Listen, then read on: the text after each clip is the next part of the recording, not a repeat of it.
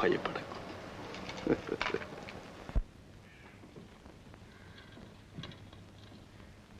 ఆహాహాహాహాహా!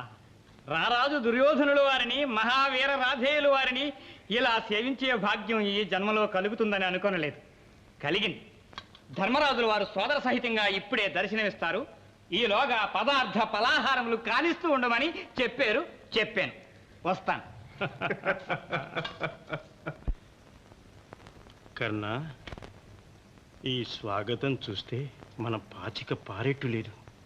మనల్ని సందేహించటమేగా వారి నైజం. మన పథకాన్ని ఏమైనా పసిపట్టారేమో. తీరా మన సహాయమే వద్దంటే వెంటనే వెళ్ళి కృష్ణునికి సహాయం చేద్దాం.